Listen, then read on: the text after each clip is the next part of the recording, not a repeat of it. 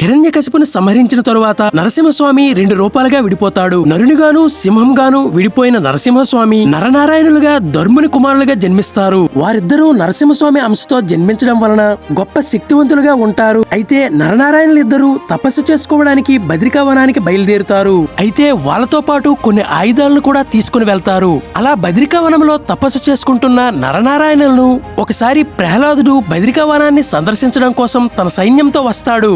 అక్కడ ఆయుధాలను ధరించి తపస్సు చేసుకుంటున్న నరనారాయణులను చూస్తాడు. అలా చూసిన ప్రహ్లాదుడికి అనుమానం కలుగుతుంది.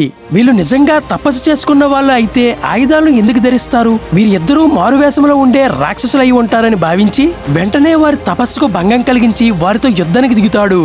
అయితే ఆ యుద్ధం ఎంత భయంకరంగా ఉందంటే ఎన్ని రోజులు గడుస్తున్నా ప్రహ్లాదుడు వారిని ఓడించలేకపోతాడు. చివరిగా ఆ ఇద్దరు సోదరులను ఓడించలేని ప్రహ్లాదుడు శ్రీ మహావిష్ణువుని మనస్సులో తలుచుకుంటాడు. అప్పుడు శ్రీ మహావిష్ణు ప్రత్యక్షమై, ప్రహ్లాద, నరనారాయణులు నా అంశతో జన్మించారు, వారిని నువ్వు గెలవడం అసాధ్యమని చెప్తాడు. తన తప్పును తెలుసుకున్న ప్రహ్లాదుడు నరనారాయణుల్ని క్షమించమని వేడుకుని అక్కడి నుండి వెళ్లిపోతాడు.